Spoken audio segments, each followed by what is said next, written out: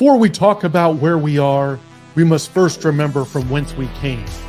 Marty Schottenheimer brought winning football back to Kansas City and built what is now known as Chiefs Kingdom. We transitioned from a team built on its defense in the 90s to one of the most dominant offenses and return men in NFL history, led by Dick Vermeil. In 2012, a 2-14 Chiefs team displayed disastrous play on the field and turmoil off it. We asked to save our Chiefs, and in came Andy Reid, who immediately turned this franchise into a perennial playoff team. Then, on April 27, 2017, the Chiefs broke free from their journeyman quarterback restraints and drafted Patrick LeVon Mahomes. In 6 years with Patrick at the helm, we're back-to-back champs and a dynasty headed towards a three-peat. We are unrelenting for this city, these players, and this team. This is the show for the allies. Arrowhead Allies.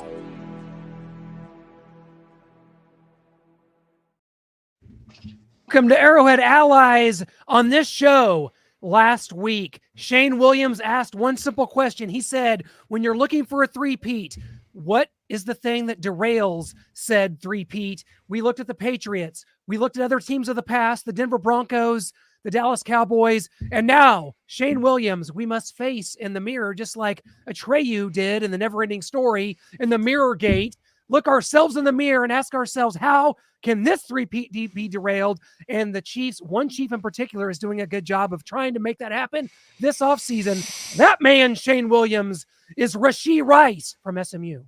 And it's really unfortunate, when you look at the breaking news just from an hour and a half ago. It's he was at a bar at 2:30 in the morning. I don't know if it was last night or Sunday night. After what happened to him on March 31st, he had no business being at a bar causing any trouble at all. Even if he was provoked, he has to stay out of trouble. It's very disappointing. I wouldn't be surprised, God forbid, if he's released by the end of the week. I hate seeing it. I hate saying it, and I hate seeing it. This is really unfortunate. We saw what happened with Kareem Hunt. Clark Hunt didn't put up with that. Rashee Rice got a second chance, and he was at a bar getting into it with a photographer. Whether it was a photographer or a paparazzi, it's a bad scene. What do you think, Lance? Well, I think what happens now is it's pretty obvious that Rashee Rice no longer has the benefit of the doubt. We saw just a little over a month ago, we now have exclusive understanding that Rashee Rice was involved in that situation and the accident, driving 119 miles an hour. Both cars were in his name. We know that story. So you'd assume that no longer a problem with Rashee Rice. He's going to keep his nose clean. He's got great representation. He's going to take the slap on the wrist legally. He's going to get hit at when it comes to the NFL side of things. He's going to hopefully learn his lesson. And now here we are, less than 5 weeks since then, with another situation. Now, obviously, we're hoping this isn't true to the extent of what we believe could be the worst part of it, which is him actually assaulting a photographer, paparazzi, whatever you want to call him. We know the report was that it was called for an assault. No charges have been put out yet. I actually talked to my source out in Houston, who also represents in Dallas as well. I asked them what their initial thoughts on this is and what they've heard so far. What they told me was, quote unquote, not enough details. It seems it's charged as it could be charged as a Class A misdemeanor.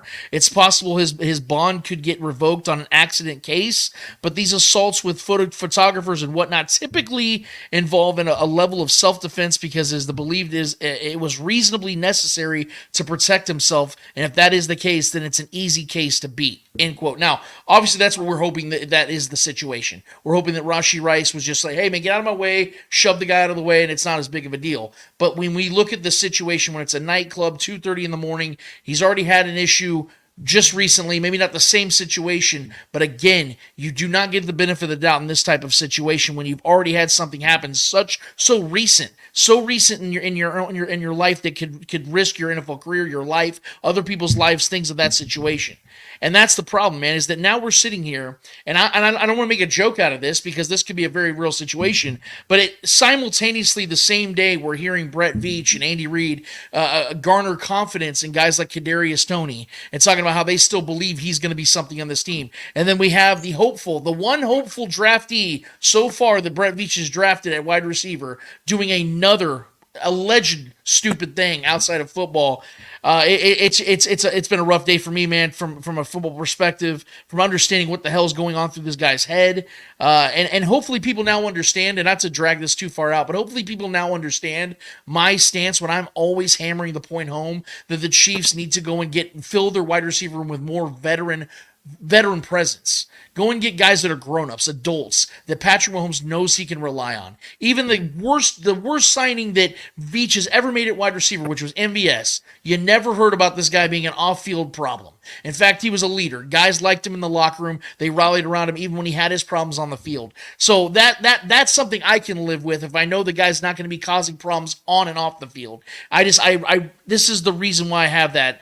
It's such a big thing for me. And all in all, is Rashee going to get cut like Shane's suggesting? That is possible because we know that Clark Hunt absolutely hates distractions, even if he went to the same alma mater at SMU.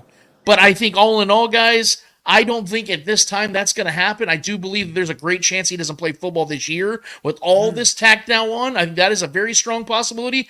Brian said before the show there's a chance, and I don't want to steal your thunder, Brian. I know you'll expand on this, but there's a chance that he might not be here for the long term. This is something we talked about on the last Allies show when we talked about maybe you pay a trade for a Brandon Ayuk or a DK Metcalf and give them that money as opposed to paying Rashee Rice, who you now have real trust issues with, and you can go get a grown-up, a guy that might even be better, and a guy you can trust off the field. But all in all, the way I see it, again, with the Toney confidence that we're seeing from Brett Veach and Andy Reid, whether it's truthful or not, if they're not going to cut Kadarius Toney for dropping the ball on the field, I have a hard time believing they're going to be cutting Rashee Rice for dropping the ball off the field. So we'll have to see. Yeah, it's a lot for this young man. Early success. It's really a daiquiri of a lot of things. And I'm not trying to make an excuse for anything that he's done. I'm just looking at it for how it is. But young guy, early 20s, a lot of success, Super Bowl champion, and now he does these things in the off season to expand his spotlight, but of course not in a good way. And now the pressure's mounting. And some folks just don't know how to deal with these things. It's just as simple as that. When you mention the veteran wide receivers, and guidance is definitely needed in this situation. Perhaps there could be somebody that could be in his ear like, hey, bro, don't do this, don't do that. Go here instead of going there. You need to let go of those friends and not have these friends and this, that, and the third. So I think, guidance is definitely something that's clearly lacking with Rashee. And I don't want to incriminate our young brother, because I know that he's going through a lot with, the not smart decision he made several months ago, and which led to who knows what happened with this assault with a photographer. We don't know what happened. They probably could have said something that was stemming from the incident earlier, and that's what I say when the pressure is mounting. It becomes a small ball, and it turns into a big ball if you don't control it and you don't have the type of guidance that Rashee Rice needs. Now, my point with him not being here longer than his rookie contract will extend, I think that'll hold true. I don't think the Chiefs will cut him this week or after this year, anything like that. A trade is on the table for damn sure if a team wants to bite. But don't expect for this is how I would imagine the Chiefs operate. Like, and I have no inside sources of any of that. This is just me and how knowing them, watching the press conferences, and knowing this team, okay, of course they will cater to Patrick a little bit. He's a quarterback. He's a star. Without him, we're nothing, period. And of course, they're going to understand from a coach's perspective how important he is for Andy Reid. Okay, Brett Veach has done his job. But Clark Hunt, I believe, in certain situations, has diplomatic immunity, I guess, for lack of a better term, or he has the final say. That's a better term for this. He has the final say on, we're doing this with this player, and I don't care if he fits in the scheme. I don't care, what the contract is or whatever. This player, we're definitely not messing with. All right. And I think, unfortunately, Rashee Rice has moved himself into that realm of okay, we're going to keep him on the team for now because, rookie contract and a possible wide receiver one on the team. We'll deal with, with the issues right now.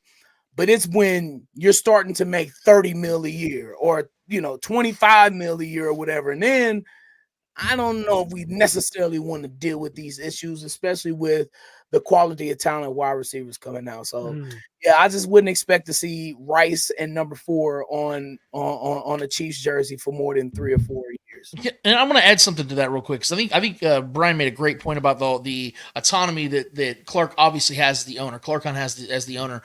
When it comes also to the brass of the Chiefs, this is something that we need to start paying really close attention to, guys, because we joke about it. How frustrated we are in the past of the Chiefs not drafting DK Metcalf, George Pickens, but they went and got Sky Moore, they went and got McCole Hardman, who obviously just were not the same players those guys are.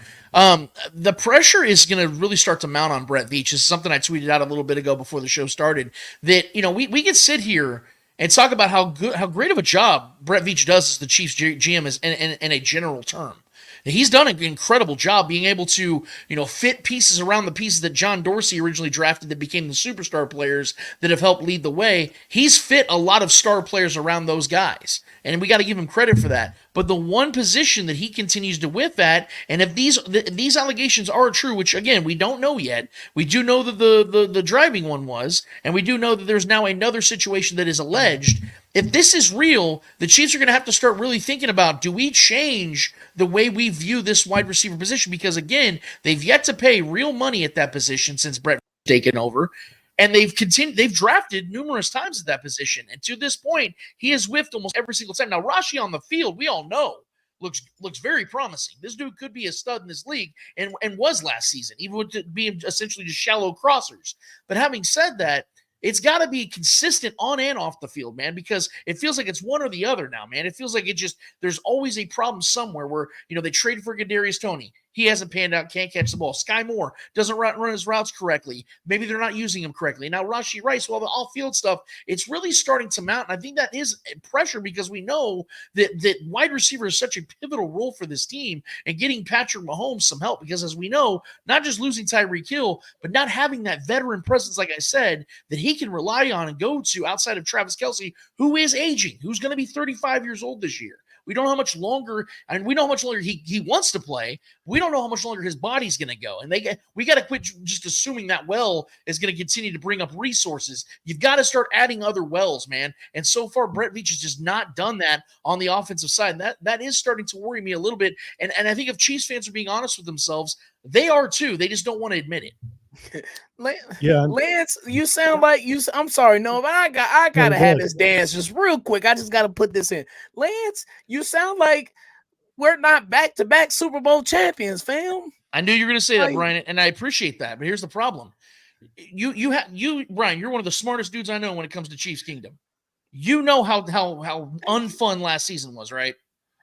You saw how it was a wild ride before the season started.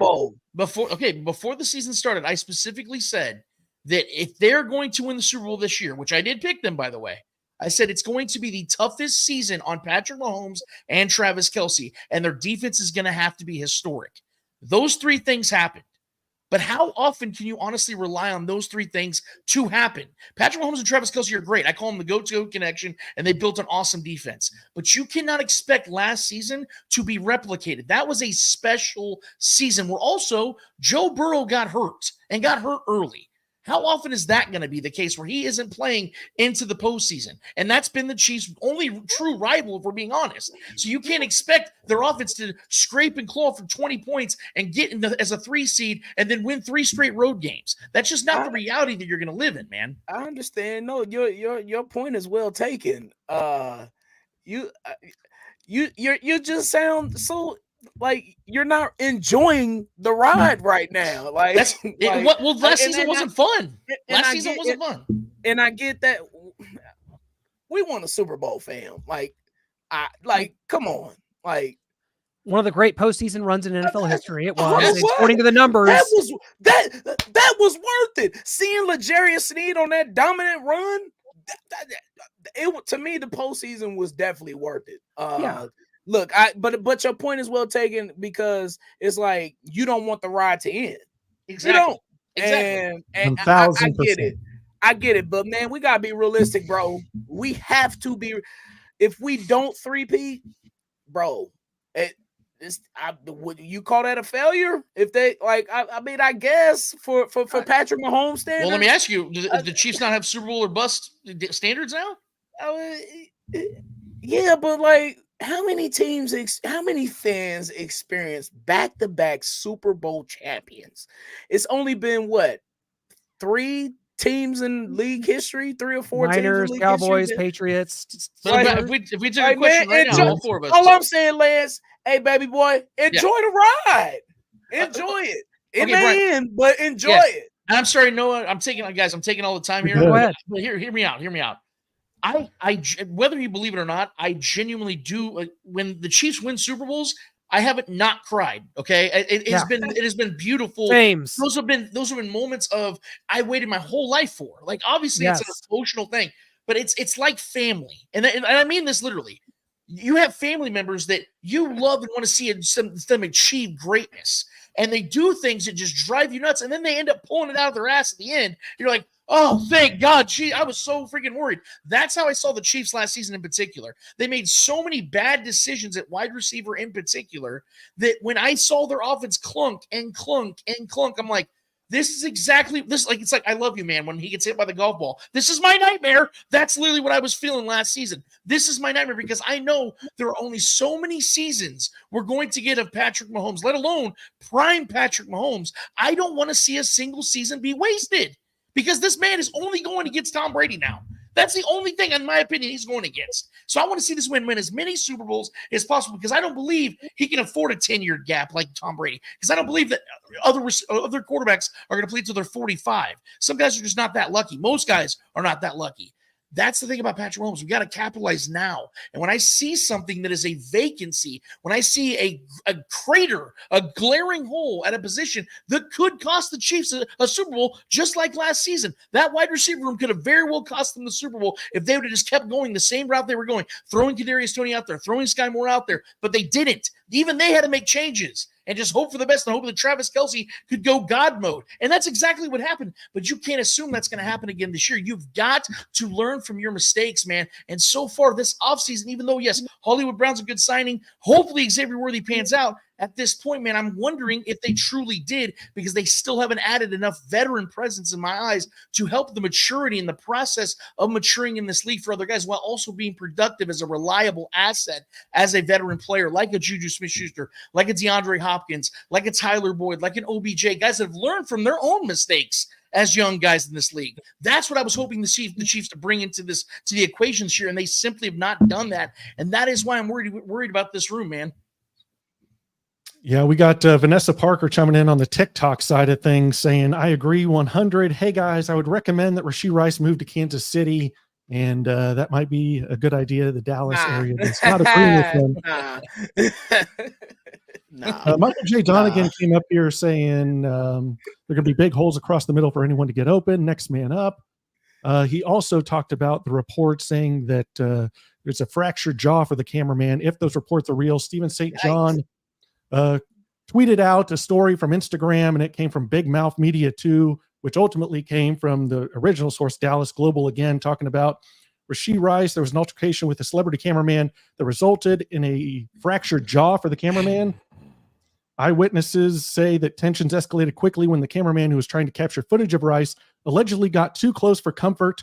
What followed was a physical altercation that left the cameraman with a serious injury.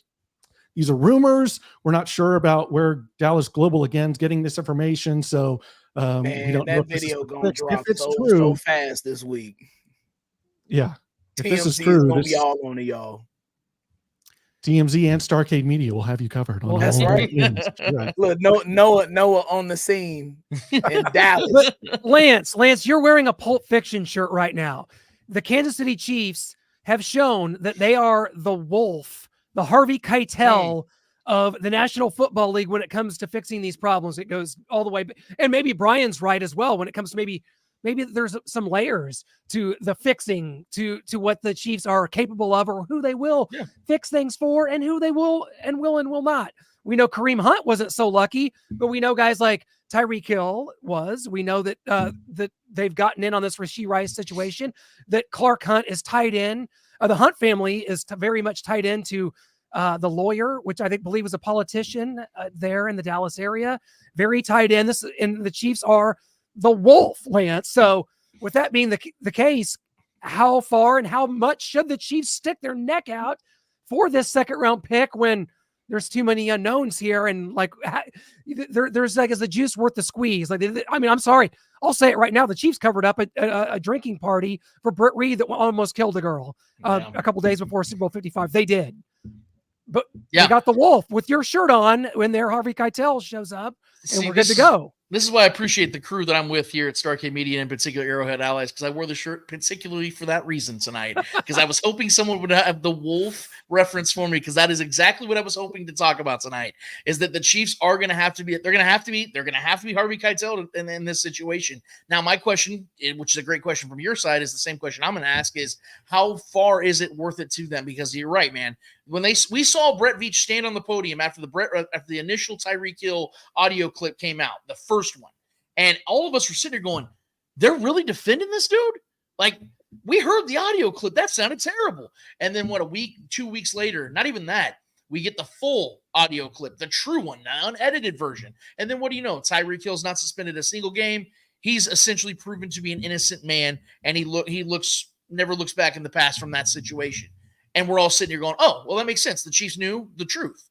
So the problem with this, though, is if any of this is true, alongside the truth of what we know about the first situation, it's a completely different situation for the Chiefs to handle. So the Wolf might have to handle this one a lot differently, where they might have to clean up things in a different way. And this is why I also said, and Shaggy may not be right, but he also may not be wrong when it comes to what the Chiefs might have to do in this situation. Because, again, we know how Clark Hunt handles things. Not to get ultra controversial here, guys, but the Marcus Peters situation was pretty ugly, if we're going to be honest here. I don't think Clark Hunt liked some of the things that Marcus Peters was doing in the climate of the situation that was going on with Colin Kaepernick. And I think that was a situation that Clark Hunt didn't like. He didn't want that on his team.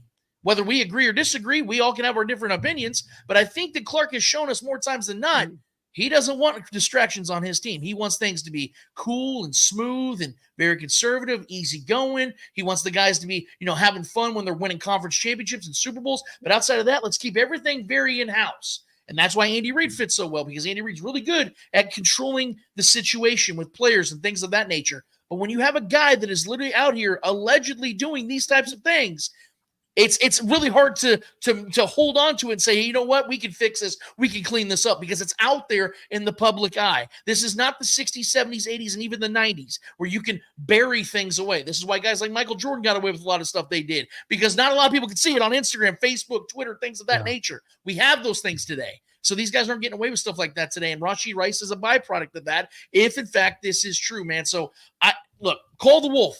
You better call him. It'd be stupid if you didn't. But I don't know how much the Wolf can really do in this situation when it comes to keeping things copacetic without real penalties following it, man, because Rashee Rice has really put himself in a predicament here that I don't know if the Chiefs themselves can even get him out of. Yeah, very well said. Vanessa Parker again said, that was my very thought. How could someone get that close to Rashee for this incident to even happen? So maybe the cameraman is somewhat at fault. And again, this is all rumor, that what I just read from that Dallas Global Daily report. And so we'll see kind of where this goes from there. But James Palmer, who used to be with NFL Network, was on Steve Smith's show and said Rashee's going to be suspended. Let's just put it out there. They, meaning the Chiefs, are expecting half a season at least. And now with this added on, of course, the legal process has to play out. Roger Goodell said that many times before they do go into suspension. So we'll see if the lawyers, Royce White for Rashee Rice, will kind of delay that and keep things moving slowly through the court system so we can play the season and then deal with that later. Or if the process moves forward and he's suspended for this season, we'll see 8 games, 10, the whole season. People are wanting the whole season now. It seems like a lot of Chiefs Kingdom are talking about the whole season. Maybe he deserves that. And so I don't know, Clint, this is a messy situation here, and it's getting messier by the day. Yeah, it is. And this is what we talk about, and you're trying to win a 3rd Super Bowl. We've talked about this being the gold standard. We talk about how it's hard to do a show here. There's a lot of Chiefs shows, a lot that have popped up in the last 5 years since Patrick Mahomes got here. Everybody wants to talk about the Chiefs. Patrick Mahomes and Travis Kelce are at F1. They're at Kentucky Derbies. Man, they're out there. They're the stars of all the stars, man. There is no one bigger, no one more popular in the country than these athletes right here. And when you have things like this that get in the way of future glory, man, as a fan, it just makes your blood boil. And of course, you want things to go, you just want it to go away. That's your first thought. Like, no one's hurt. Can we get through this without something happening? But you also have to think about the legal ramifications and what this young man, Rashee's doing and what he's doing to himself and the future that he's causing himself. There's a lot to this, a lot of layers. He could have really hurt somebody on that highway if that had gone differently, like Henry Ruggs. We're talking about a whole different situation. So you hate to have the off season that you're talking about this stuff in May, guys.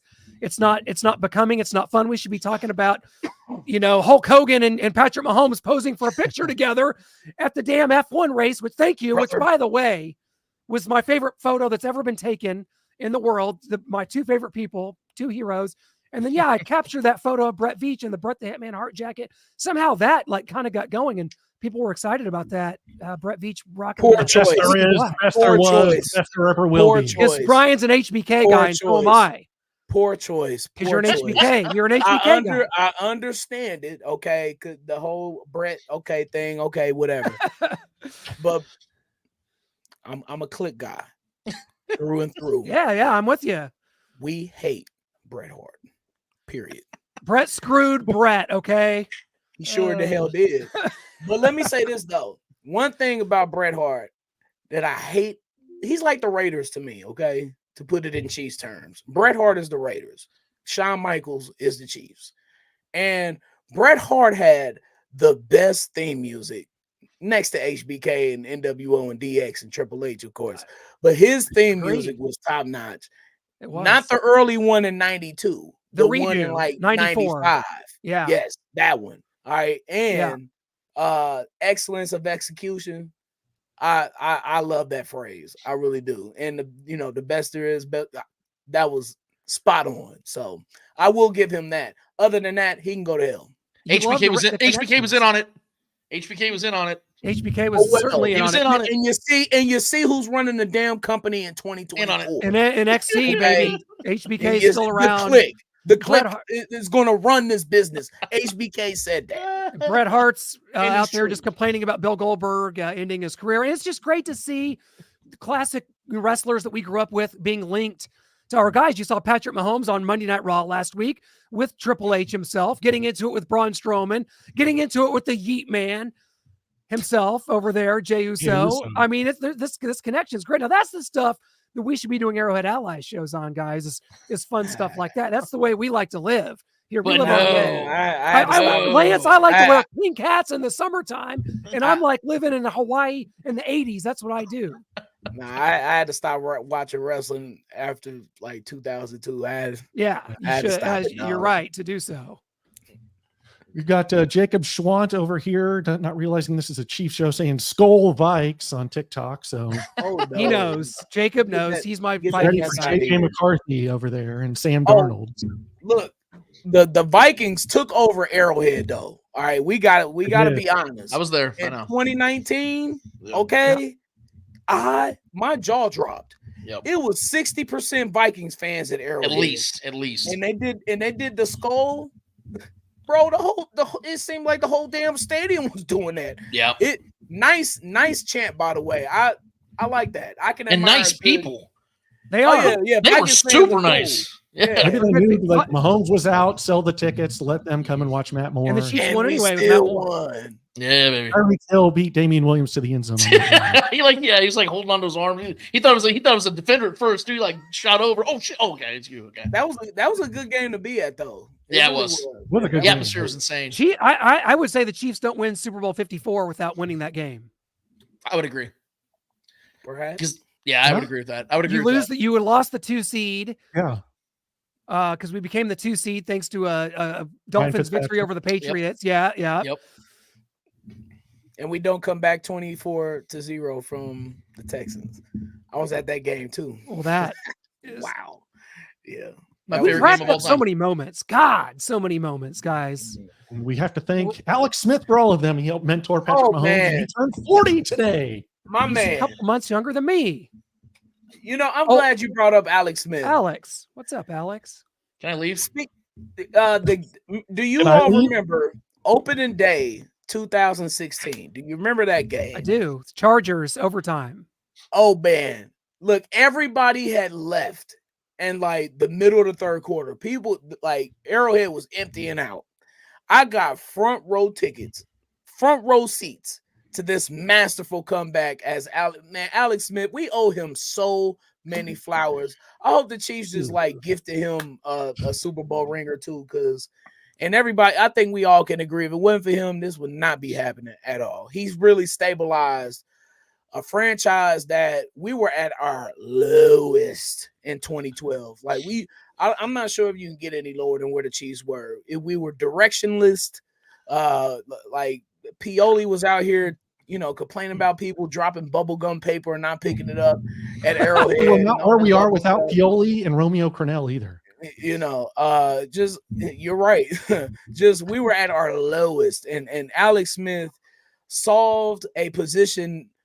For the most part, we didn't win Super Bowls, but look, man, from 2-14 to where we went with Alex Smith, love him. Well, that's a nice story. The problem though is that Alex Smith also wasted 3 top 10 defenses that could have been. I mean, let's put it. Brian said it. Alex is a salt of the earth human being, no question about it. That's one of the coolest people I've ever run across. He's a good dude. Smart guy. Yes, character, all that. But we saw the same movie every single season, man. Yes. We knew what was going to happen at the end of the season, and it always ended up. Even their one playoff win they had with Alex, it had nothing to do with Alex. They won literally 30-0, and the first play of the game won the Chiefs the game. Niall Davis returning the kickoff. Yep. I mean, we were there. Clint and I were in the stadium, NRG, baby. We were going this. We're number 1. Oh, you all were there? I did this. After we won our nice. first playoff game in 24 years, we did this. So I think Alex Smith gets a lot of credit, guys, for the team not sucking while he played. But let's be honest, man. Like we were dying for playoff wins, and there's a reason why the Chiefs traded up 17 spots while they still had Alex Smith under contract. It wasn't just because they were big on Patrick Mahomes; they knew it was time. They had to go and get a guy, and so I think that's what happened. Alex Smith, credit to you, man. I appreciate the fact that dude has made himself. I think he's incredible, by the way, on TV. If you guys watch on Monday Night Football, that dude is so good. He's a good-looking dude. He has great takes. He's efficient with his thought processes. I like the way he does things on TV, man. The first time he's been exciting on TV is when he joined ESPN as an analyst. That's my whole point, man. I was like, I'll try to keep it in context here, man. I've had an argument. Who you taking? Trent Green or Alex Smith? Trent Green. Nah. 4 straight 4,000-yard seasons. Trent Green. Straight 4,000-yard from 2001 to 2005. In this era of football? Yes. In fact, even You're more so. Trent yeah. Green. Y'all know Trent Green could not run. That's fine. Neither can Tom Brady. Neither can Matt Ryan. Neither can. So Trent Green's arm is that much stronger than Alex Smith's arm? It's a lot better accurately downfield. That's the thing he was great at. He could deliver accurately downfield with precision. That's something Alex. That's the Green Bay Packers, how they like his downfield throwing arm with Eddie Smith. Hold on, real quick. Trent Green, we all know the offense ran through Priest Holmes and Larry Johnson, correct? Okay.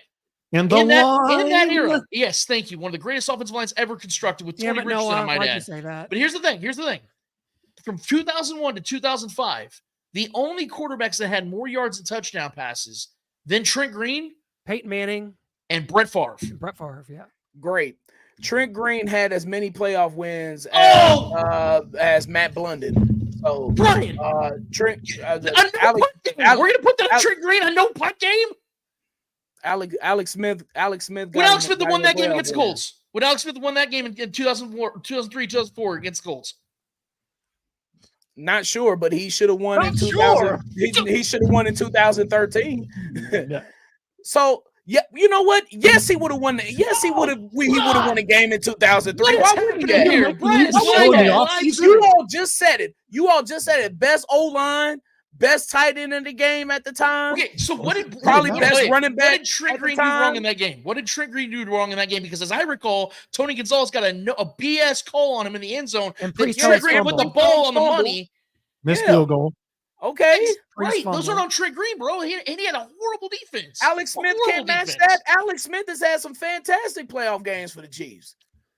The one game that they lost by blowing a 28-point lead? That's Alex Smith's fault. Didn't score You're a touch. making my point. You're making my point. I didn't put that on Alex Smith. I'm saying that you've got to give Trent Green the credit for putting a team that had literally a bottom 5 defense as the number 1 seed in the AFC. He threw over 4,300 yards that season. He had low touchdown totals. That's because they ran the ball every damn time. Chiefs were the number 2 seed. Were they number 2? I thought they won 13-3. Patriots were 1. Yeah. Thank you. 14-2. The point is they were 9-0 to start the season. They had the number 1 offense. And they had Eddie Kennison as their number 1 wide receiver. And he still threw for over 4,000 yards, like 25, 26 touchdowns. When Priest was running the ball. Priest and Tony. Hey, man, look, Alex Smith. Okay, he's more mobile, just as accurate, equal arm strength with Trent Green. Well, we're going to see someone that was there that played with Alex is going to come in and set this straight for us right now. It is none other than Justin March, undrafted free agent from the Kansas City Chiefs, 2015 to 2016. Justin, what's up? Hey, how's it going? March. Can you guys hear me? How's it going? Yes, sir. Awesome. Kind of out here at my son. We just had a flag football game. So awesome. Looks like great weather here. It's spring. You look good, my friend. Awesome. And what's up, you? Or are they getting the W right now? Oh, actually, we just lost by 2 points our last regular season game. So we still got playoffs. We still got a shot. So today they decided to do everything backwards. So they did everything completely opposite than they did yesterday. So Justin, you're coming here at the tail end of a little argument we had. It's Alex Smith's 40th birthday today. And we were talking about Trent Green back in the day versus like an Alex Smith. You played with Alex Smith. Talk about him.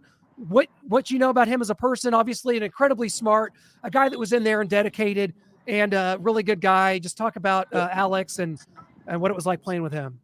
Okay, yeah. So first of all, Alex Smith is one of the most amazing human beings that I've ever came across. I remember bringing my family and some of my wife's family to a game, and they were backstage wanting to meet some of the players, and Alex Smith was one of the first people to come up and meet some young kids. And my father-in-law, who's a little bit older, so he had an impact on me. Also, as I played across from him, he kind of taught me the ins and outs of what a quarterback might be thinking on certain plays, which I thought was also of him.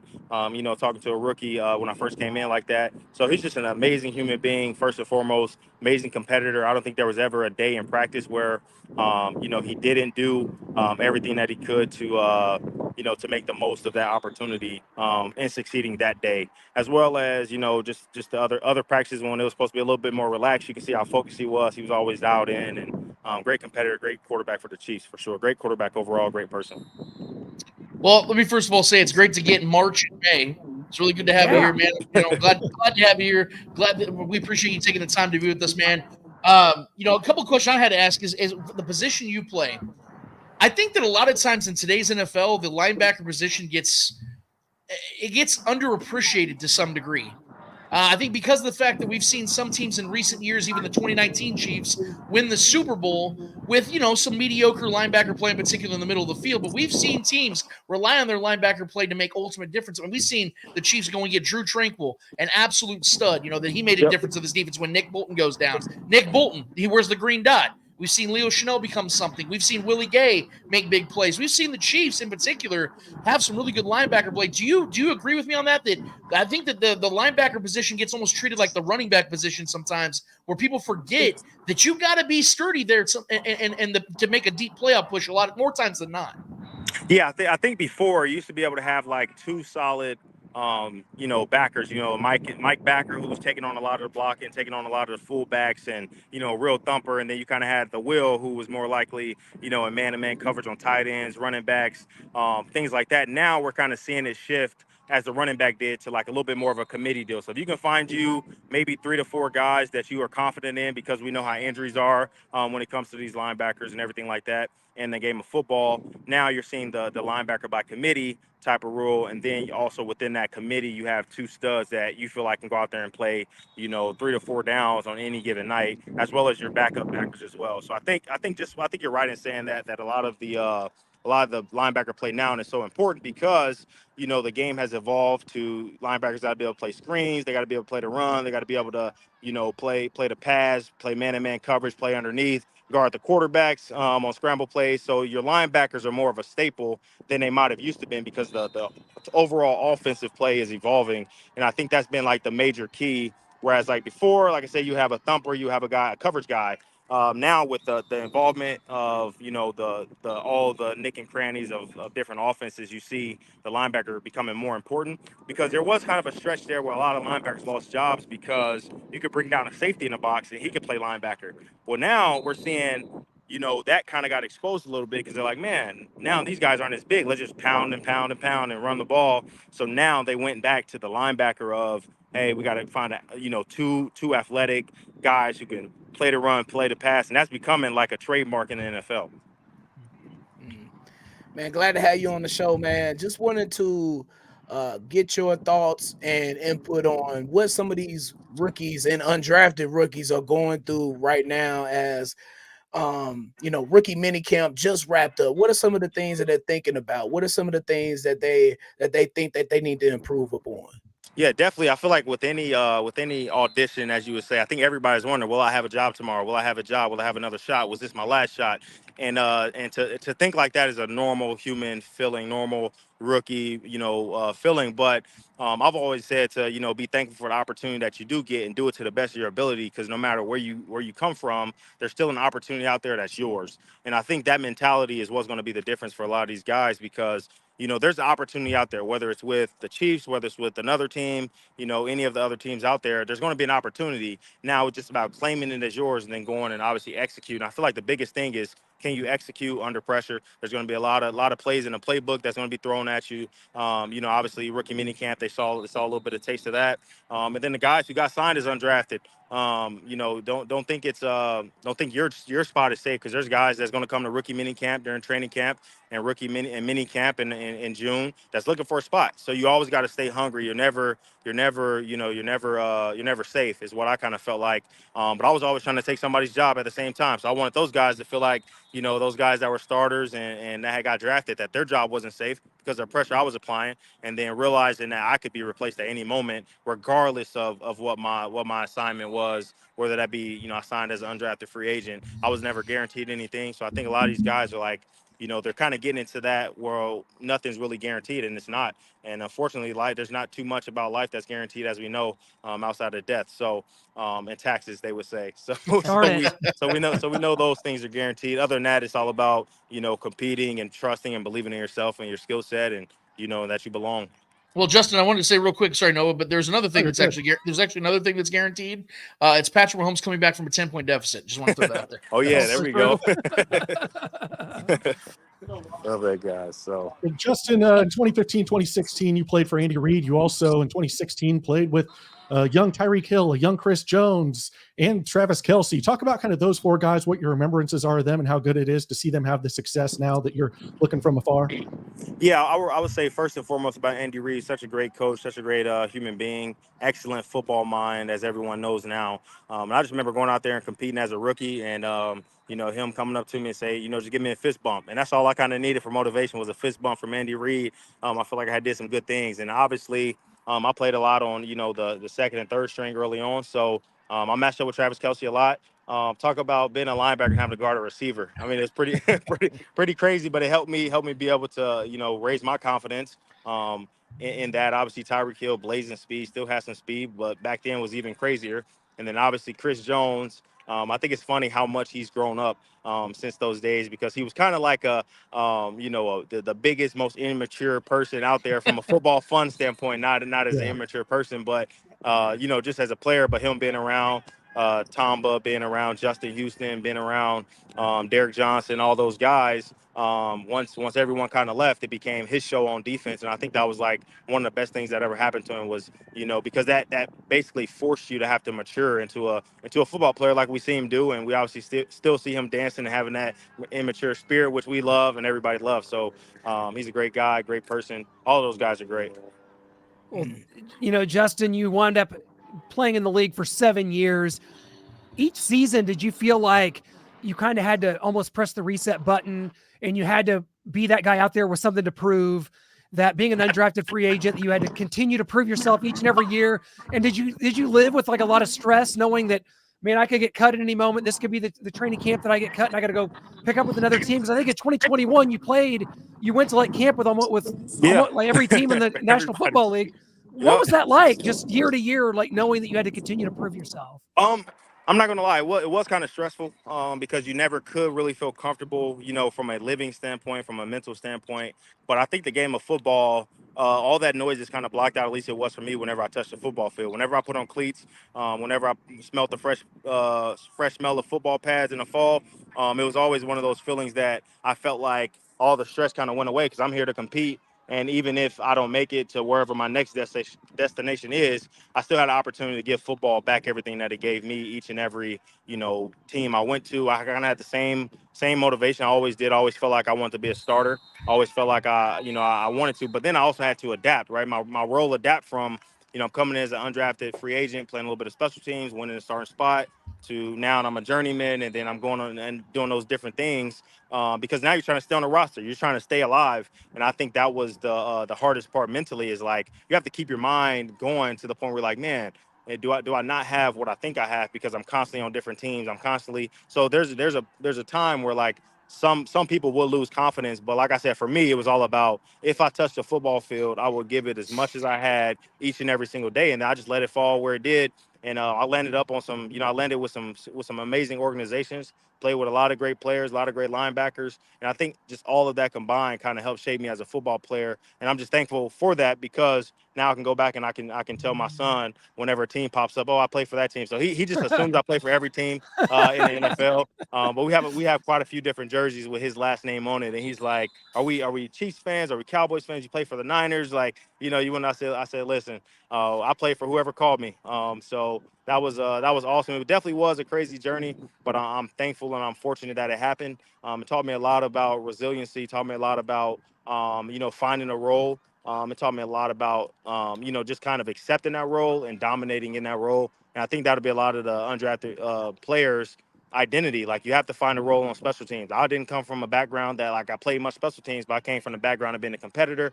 So if I had 12 plays to go out there and compete, I would do as much as I can in those 12 plays, even if it was fair catches. I still went down there trying to knock heads off. That was always my MO. But that's just competition, man. I feel like if there's any type of competition out there, I kind of wanted that. And then it was like a challenge. I went to other teams. I was at the bottom of the roster, barely hanging on. That was a little bit more motivation to keep going. 2021 was a crazy year. I was on a lot of different flights, a lot of different teams. That kind of messed with me mentally. Obviously, my kids were getting a lot older at that time. So that was a little bit more difficult, but it was still the same agenda, same motivation. And, I got to play 7 years in the NFL, which a lot of people can't say. So I'm definitely humbled and definitely fortunate to be able to say that. Hey, I wanted to ask Jay. I wanted to ask you a couple questions here, man, real quick. First of all, I was going to see if you wanted to do a business opportunity because you have two last names. I was thinking if we did like a March-Lillard, my last name's Twidwell. We did like a March-Lillard Twidwell. We could start a law firm. I think that'd be kind of cool, man. I don't know. That's like the perfect name. I'm just throwing it out there. We'll exchange information after the show. But sounds great. My two-parter I have for you, man, is it kind of piggybacks off of what Clint was just asking you about. Being a You had your fair share of experiences across the league, man. And something I've always been so obsessed with, and every NFL player I've ever talked to, whether current or former, I always want to know about culture. I always want to know about the differences in culture. I don't want to necessarily have you rank the cultures that you went to? Because I feel like you might, feel pressure, like, oh, the Chiefs have the best, culture. But now you spent a lot of time in Dallas. You went to New Orleans, you went to other places like that. From a cultural perspective of not just being in the building, but the cities, like, what did you take away from all the places you went to? Well, how did that help you groom as a player, become a better man, a better player? Like, did it help? Did it hurt? Like, what were certain experiences that you had across the league and across those cities, man, in America, man? Yeah, I think first and foremost, I'm definitely thankful that my career started off in Kansas City. Such a humble community, such a lot of great people, a lot more Midwest, kind of like I grew up. So I was kind of used to that type of feel. So it obviously gets a little bit more hot than it does in Illinois, but definitely Kansas City. Great food, great hospitality, laid back, and then obviously going to Miami, that's a completely different beast down there. The humidity's down there. I was never really that much of a beach person, so for me to be there, it was kind of like I'm not really much of a beach person. My wife is, so she was excited. I was like, okay, it's kind of cool, but I've never been like that. I've kind of been like Midwest, and obviously going to Dallas, that was a completely different beast as well, just because everything's brighter, bigger. Obviously, all the lights playing with the Dallas Cowboys, you kind of have the scope on you all the time. Obviously, the name holds weight, so you can kind of which some people would abuse. I never really did, but you can kind of get into any place you really wanted to just because you play for the Cowboys. At the times, I'm sure the Chiefs are growing like that just about now. So those were some unique places. Like I said, Arrowhead, that experience was a little bit more football, a little bit more grungy, outdoor type deal. And then as far as the Cowboys, it was a little bit more, a little bit more flashy, a little bit more showy, kind of everything you would imagine it to be, which was awesome. Both places were awesome, which is where I spent most of my time. And I had, the brief stops, obviously all over the place. I want to say the most unique experience I had was getting called on a Sunday night to go play for the New Orleans Saints, with one call. Going and doing that. Got called on a Sunday night, went and played Monday Night Football, and then went from there to the Raiders. And I think that was kind of like a unique experience because you never really can plan for that. So I think 2021, I worked out for a lot of teams, I played for a lot of teams, and I kind of traveled all over to have these unique experiences. But it did help shape me as a player because I had to go in and compete and deal with those different environments. Obviously, being in Vegas for a little bit, that was pretty crazy. So it did help shape me as a person. I'm glad I got to see all those places because I'm not one that I go and travel, but being able to play on those different teams, I can tell my kids, hey, I went, I spent time in all these different places, which was awesome. And then just as a player, like you go in, you see different schemes, different things, which I think helps me whenever I become an evaluator, whether that's on the scouting side or a coach, because I've got to see different game plans. I got to see different systems. I got to fight my way into being on the field in those different systems. And I think that's what I would say shaped my football character and me as a man, learning more about football than I feel like I ever would if I had only played for one team.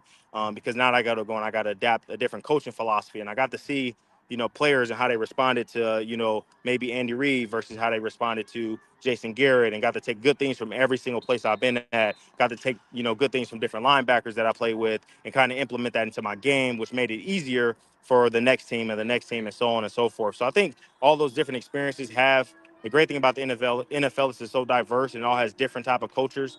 There's some teams where nobody really talks, but then, when you're on the field, everybody's talking and communicating. There's times where, there's people talking all over the place in the locker room, get on the field and it's super serious and, you really don't hear too much. So a lot of different places. I think the NFL is one of the most beautiful organizations just in general from that standpoint, because you do see all these different, cultural aspects that come into play. But I believe that all of them are great in their own retrospect. The ones that I played for, I felt like all had a unique experience for myself personally. I met a lot of great guys. I want to say with every team I played on, I probably, took three or four good friends with me that I still talk to this day. So.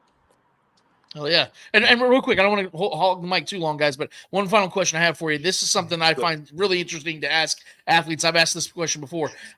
Growing in high school, I did a lot of theater. I'm sure that's a real shocker to you. And I also played baseball. That was the sport I absolutely loved. I played baseball, and whenever I watch any theatrics or I watch movies, TV shows, and I watch baseball, I can't watch it from just a fan's perspective. Or I always am analyzing. I'm always being super analytical. When it comes to football, at any level, do you just get to sit back and just watch it? Or are you like, man, I would do this, I would put them there, I would do that? Is how do you watch football, man?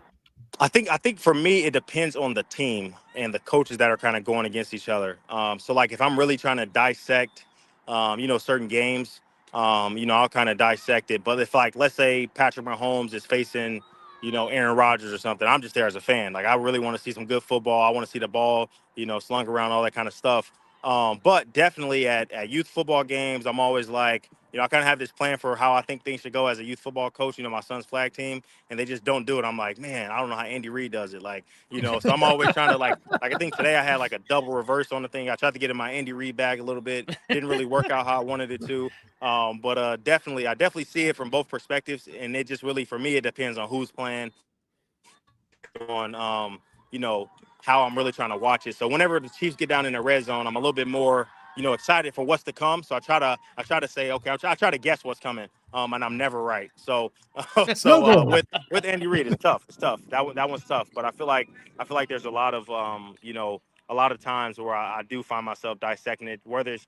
down in distance. Definitely on third down, you're usually trying to, the third to medium, third to long, you're trying to say, okay, they should run this. Or if there's a play that a team got beat on early in the first quarter, now we're in third or fourth quarter, I'm like, hey, they should come back to it. Sometimes they do, which is cool. Or if somebody's, if Kelsey has a mismatch, I'm usually looking at that. Obviously, the Niners, I'm kind of dissecting their linebacker and core, kind of seeing what they're doing. The Baltimore Ravens defensive scheme.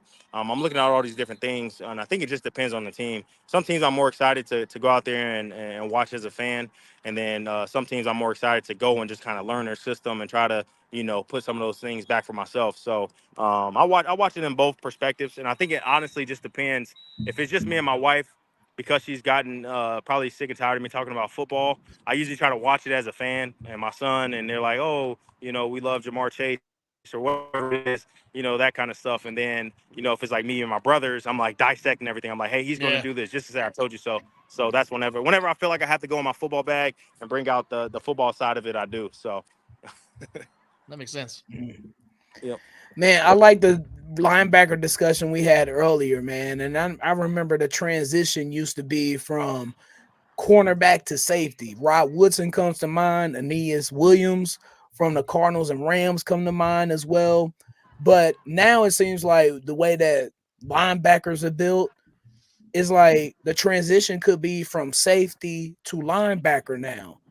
Do you see like some safeties that could transition to linebacker, like seeing how the game is played now, seeing how like nickelbacks and on dime defenses, sometimes they just take a linebacker completely off the field and replace him with a safety.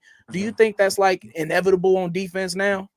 I think it's going back to trying to find a linebacker that can play similar to a DB, as I stated earlier, because of the run. There's a lot of screens, and sometimes linebackers know how to navigate them a little bit better.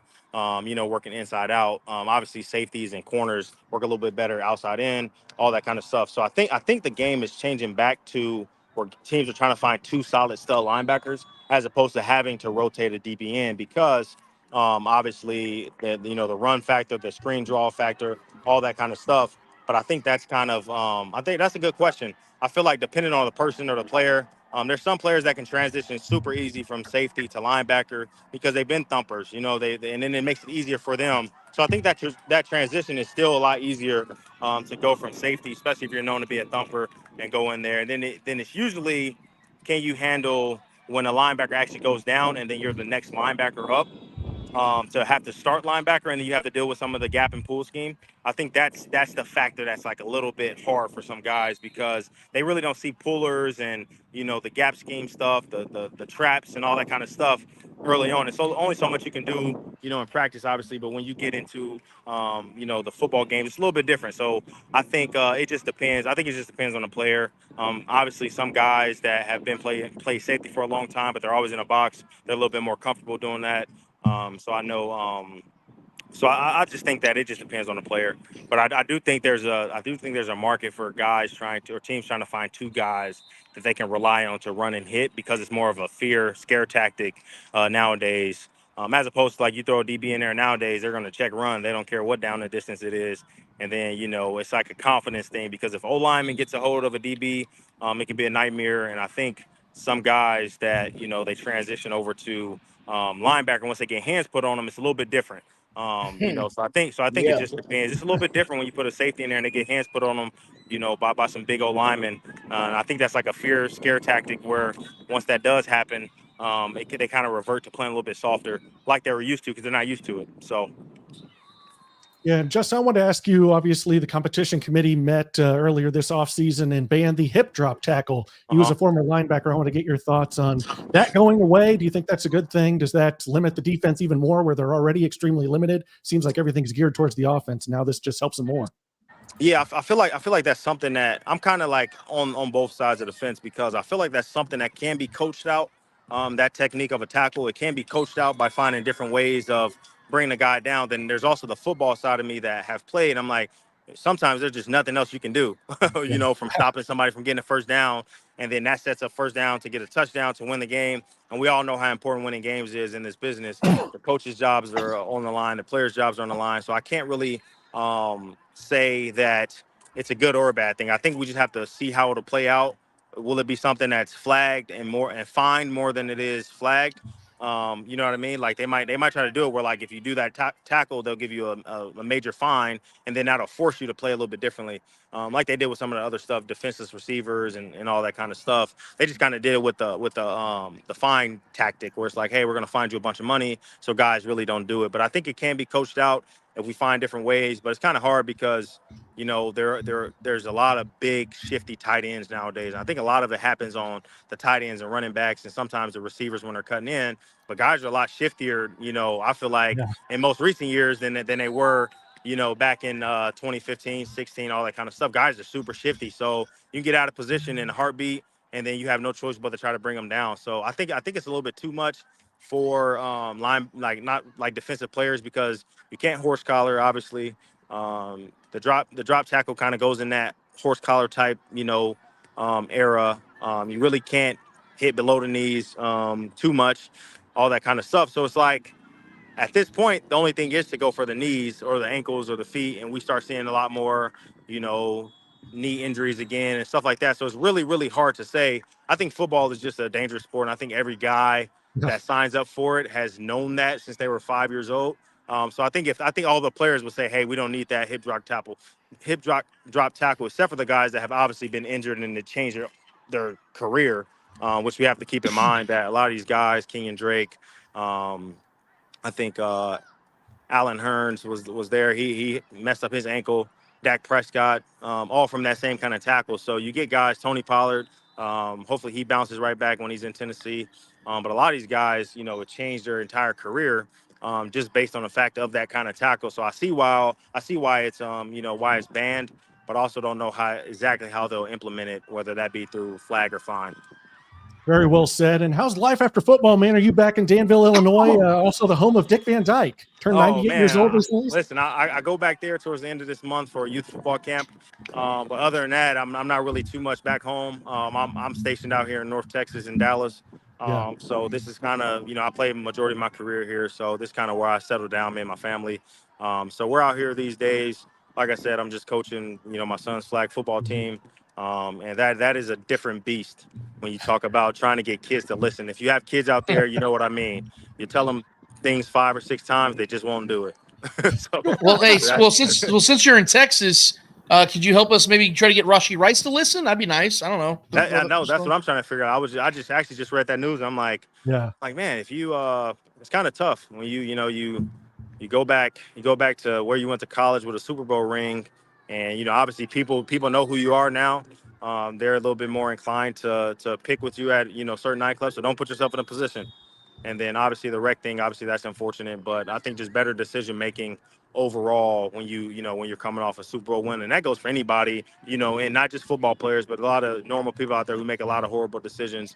I just hope that they find the right path, everybody in life, because it is a tough place, man. Life is a very hard place to be.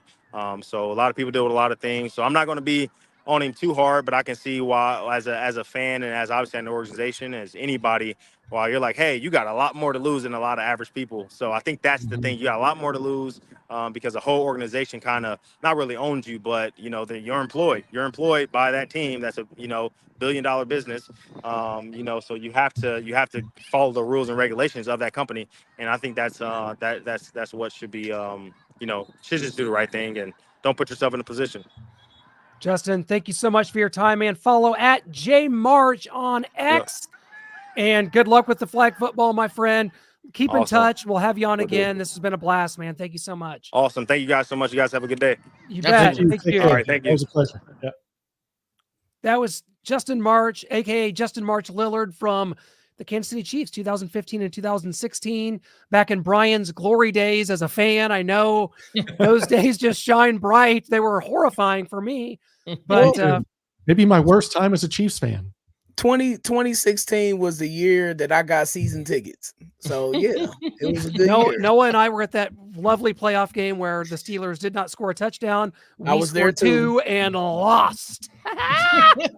Nicest thing and that was Alex Smith is that he wasn't too good to where we kept him and then didn't have Patrick Mahomes. Didn't extend. Well, we don't need Patrick Mahomes. Alex Smith's doing great here, and he wasn't so awful that we replaced him. And then we were like in the first couple of years of a new quarterback, and we're like, oh, well, we got to see where this goes. We can't draft Mahomes here. Perfect. So he was right in that wheelhouse of leading us to Patrick Mahomes, and I thank him for that. Mm-hmm. Hey, wheelhouse of average. I love it.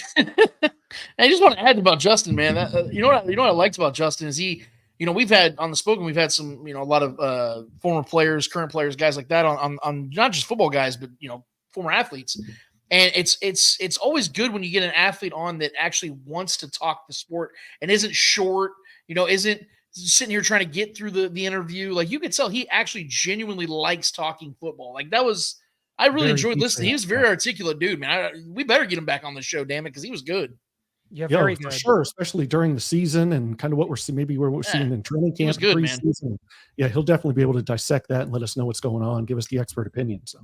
Well, we'll see. As Arrowhead Allies goes, we do shows, especially during the off season when we get guests, which is pretty frequently. So we try to keep it coming as much as we can. We'll see what we can dig up for you guys here as we start heading into the spring and summer months here. As we try to take in these last couple months of the off season before things get really crazy. And guys, things are going to get beyond crazy coming into the season. I just got to warn you, if you love what you've seen so far in Arrowhead Allies here this spring, just you wait, buckle it up for September. Okay, Chiefs signed a rookie invite from Villanova receiver Jaron Hayek. We've been in contact with him, so when we get that scheduled, you will see us back here. And if anything else pops up, of course, you will see us back here on Arrowhead Allies. Yeah, that's right. Lance is about to go get him a Royale with cheese. That's right. Go. Until next time, and French fries with mayonnaise. You gotta love it. That. Oh, cheese. Squishy rice is not there.